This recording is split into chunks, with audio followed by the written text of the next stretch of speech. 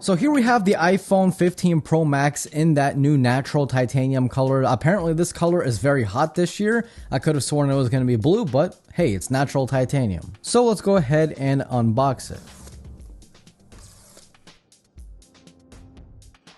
And here we have the natural titanium. So it's basically, in person, it just looks like a gray.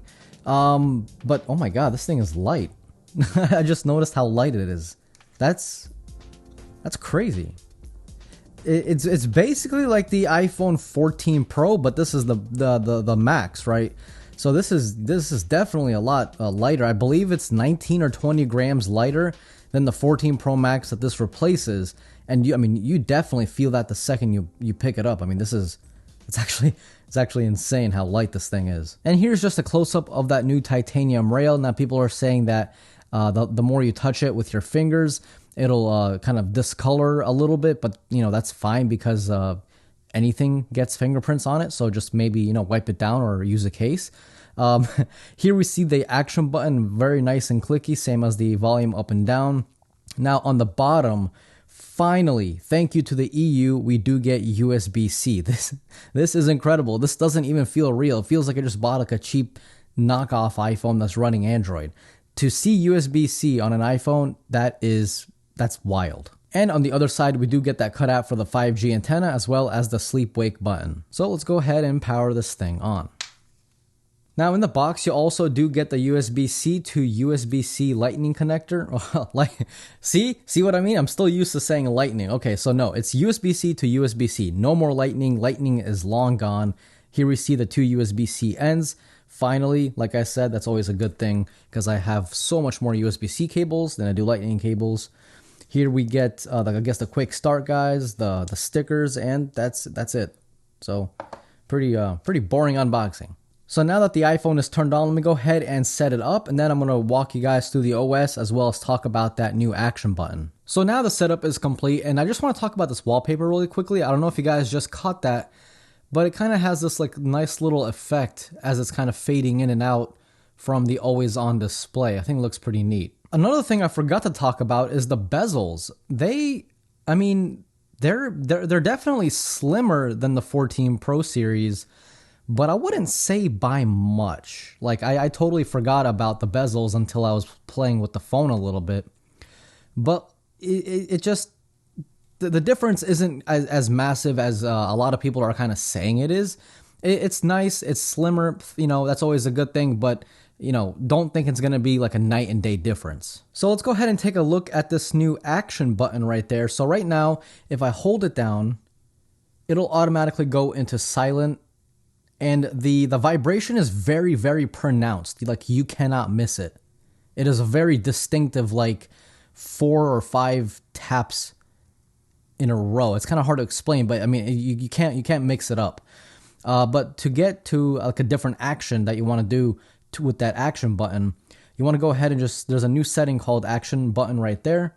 You want to click on it, then it'll bring you here. So this is obviously the default, right? We've been to know this since the very first iPhone. But you also have the focus modes. You have the camera. So if I leave right here and I click and hold this button, it'll automatically bring me to the camera. And then we also have the flashlight. Again, same thing. The voice memos, magnifier, and you can even add a shortcut to open any other app you want, or even call a contact for you, or even start a FaceTime call with some of your friends. It's nice, but I kind of wish there was a little bit more than just one kind of setting. I wish like if you clicked it twice, it'll do something else. If you click it once, it'll do something else, kind of give you a little bit more flexibility, but I mean, we got what we got, and I think it's fine. Actually, I just noticed that you also have the option to do nothing. So if you want this button to just be an actual button and not have it do anything, you can do that.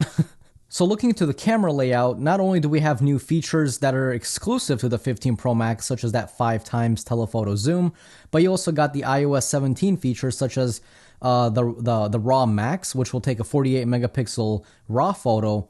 But if you hold it down, you also get different options such as Max HEIF or HEIF, however you want to say that, which is basically 48 megapixels, but it's not RAW, so it's you don't have to really mess around with it. It'll take up less space, so on and so forth. You also have RAW for 12 megapixels and then RAW max. Now, another new cool thing is that you can actually take portrait mode without actually going into the portrait mode slider. So as you guys can see, I'm on photo mode, but since the phone notices that there's a cat right there, which is sleeping, lucky, you have this little F icon here, but you don't even need to press it. All you do is press on the cat, you can take a picture, and then boom. So now you have a normal picture of a cat, right? But then if you click on edit and click on portrait, you can actually turn on portrait mode. Now this is a pretty bad example, but you guys can tell portrait mode is on, and you can even change the focus to different parts of the image just in case maybe you, when you took the original photo, maybe you misfocused somewhere else.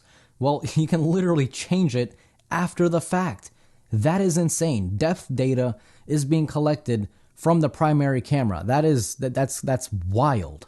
Now, of course, Samsung phones and Google phones do something also similar. You can also add a depth effect or a portrait mode after the fact, but it's not as good because there's no actual depth data that photo is, it doesn't have it, right? There's no depth data to that photo because you didn't take that photo in portrait mode.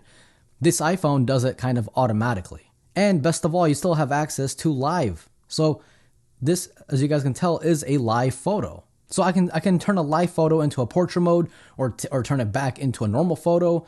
It's pretty cool. Now, as far as that titanium goes, I've been touching this phone for about, 45 minutes since I was getting it set up. I had to upload or download a new software version. I don't really see what the big deal is about the fingerprints. I mean, yeah, if you look right there, you can kind of see it, but it just wipes away. So I don't really know what the big deal is, why people on the internet are kind of blowing things out of proportion. You can see the discoloration right there, but it just wipes away. It's titanium. Of course it's going to have fingerprints. It's a metal. But yeah, I mean, that's the 15 Pro Max. I'm going to post some 5x telephoto shots right now for you guys to see that new photo, or actually that new camera, not new photo. That makes no sense, Mark. Come on, get a grip. I'll also compare the 5x on the iPhone 14 Pro Max to the 5x on the iPhone 15 Pro Max. Keep in mind, of course, the 14 Pro Max does not have a 5x telephoto lens. It is digital zoom. So that was a little sneak peek with the photos. Of course, I will have a more in-depth camera review coming up shortly. I also have the iPhone 15 coming in today and the Galaxy Watch Ultra 2 coming in today. So if you guys want to see videos about that and comparisons against the Google Pixels or even the Galaxies, let me know down below. And as always, this was Mark from Mark's Tech. Adios.